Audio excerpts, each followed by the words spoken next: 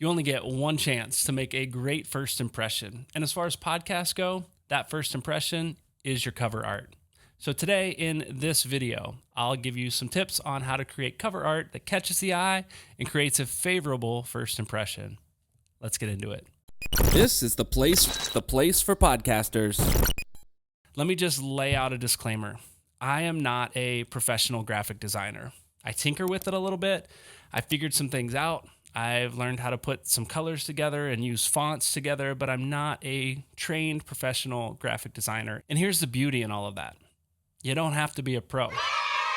If you can understand the tips and the principles that I'll lay out in this video, you'll already be well on your way to knowing at least what you want to create. And if you stick around to the end, I'll share a few free resources that will help you take those principles and create great podcast cover art. But let's not get ahead of ourselves just yet. There's a few things we need to do before we actually get into the process of creating our artwork.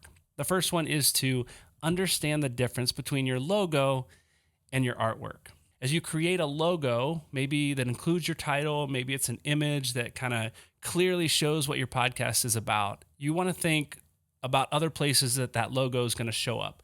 Not the square that you create for your podcast artwork, but the logo. Is it going to be on a lower third in your video? Is it going to be on a business card potentially? Is it going to be on your website? Is it going to be on your social media? So your logo is a little bit different than your cover art, even though your logo is part of your cover art. Does that make sense?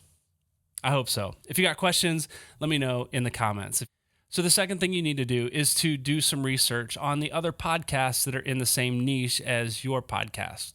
What's the overall style of their cover art? The fonts they use, the graphics, the colors. You see, you want yours to be able to stand out, but still give the vibe that it's in that same category. Let me give you an example, because I just recently launched a new podcast called Good Podcasting that you will hear more about as the series goes. And so I started doing my research and I started scrolling through artwork that was really not all that interesting.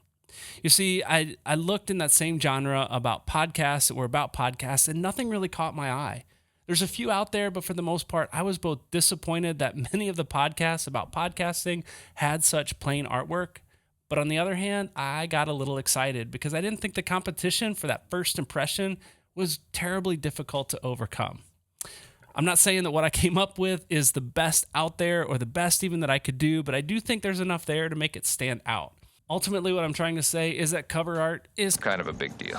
You see, I've scrolled past so many podcasts that I'm sure have great content, but to me, the artwork reflects on the effort the podcaster is willing to put into their craft. And if the artwork's not good, my assumption, however unfair it is that the content probably isn't that good either. Now, if you've ever made that same assumption, type cover art matters in the comments. Don't get me wrong. Your content is still the most important thing. So if you can only focus on one thing right now, focus on your content.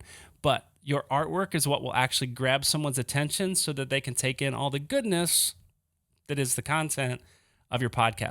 So now let's talk about a few tips that will help you create good artwork. And as we go through these things, I would love to know which is the most helpful to you. So if one of these stands out to you as I talk through these, drop a note in the comments about which one it was and why it stood out to you. Okay, here we go. The first thing you need to do is to know and follow the technical specifications for podcast cover art. Let's use Apple Podcasts, for example. If you're trying to get your podcast uploaded to Apple for distribution, you need to know that their requirement for podcast cover art is 3,000 by 3,000 pixels square. Now, you could go smaller than that, but if you go smaller than that, just know it's going to start looking pixelated on their platform. And if it's too pixelated, they're not going to approve it. And if they don't approve it, your podcast isn't on their platform and no one's going to listen to it. So if you know that their specifications are that podcast cover art is 3,000 by 3,000 pixels square, you can start there as you begin to create your cover art. The second thing you need to do as you begin creating your cover art is to determine the mood that you're going for. So as you consider the content of your podcast, is it something fun and lighthearted? Is it deep and introspective, maybe direct and educational? Maybe it's something else altogether.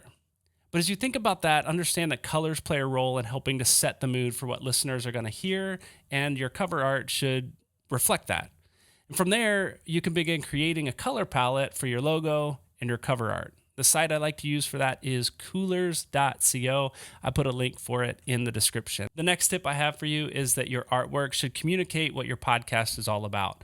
Much like your logo and your title, your cover art combined with those two things help tell a bigger story or a bigger picture of what your podcast is. So for example, if you're doing a sports podcast, you might have some sports equipment embedded in the cover art somewhere behind the title and behind your logo. Or let's say you're doing a podcast about movie reviews and you want to have maybe a bucket of popcorn or a movie screen as part of the cover art, or potentially even the host or two hosts sitting on a couch eating popcorn, watching a movie on television.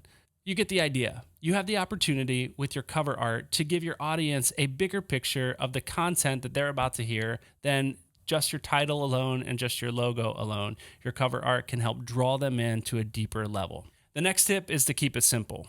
Here's why. Most people listen to podcasts on their phones, so the artwork that they'll see is going to be much smaller than it looks to you on your laptop screen or your monitor as you're sitting there and creating it, unless, of course, you're doing it on your phone through one of the apps that I'll tell you about here in just a second. So stick around. In my last video, I talked about creating a great title for your podcast. And one of the things I said was to just use a few words, keep it short and keep it clear.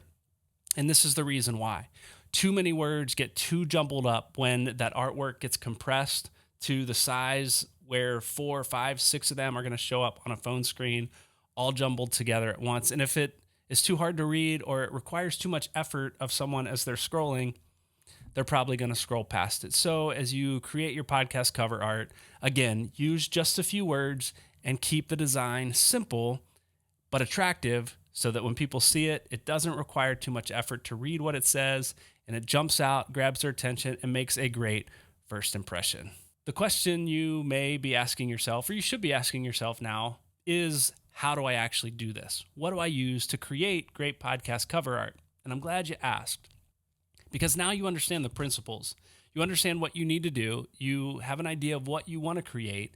Now you actually need the tools to do it. So I promised you at the beginning of this video that I would share 2 free resources that will help you do just that. The first one is Canva. You've probably heard of Canva. It is incredibly popular. There's a free version, there's a pro version that you can pay for that gives you much more functionality. But I found the free version of Canva is plenty functional for creating even just YouTube thumbnails and podcast cover art. And the other one is Adobe Spark. Much like Canva, it's all customizable to a certain degree with the free versions of those things. All right, before you go and start creating your podcast cover art that I'm sure is going to catch my eye and make a great first impression, I'd love to know which of these tips has been most helpful to you in making that happen. So let me know that in the comments below. In the next video, we're going to continue our series on podcast branding. And in that one, we're going to jump into the content itself. You see, the content of your podcast is a huge part of the branding that makes it recognizable to your listeners. So we'll cover things like the music you use, the sound design, the quality of it, the things that you say, the segments that you use, and how all of that comes together to create a recognizable brand for your listeners. So stay tuned. Make sure you like this video, subscribe to the channel so you don't miss that when it drops. I'll see you in the next one. Hey, if you're a podcaster that's just getting started or someone who's considering starting a podcast, but you don't know what your next step actually is, visit me at summitcitystudios.com to find out how I can help you with some coaching and consulting or even some editing and post-production that's going to help you create a great podcast.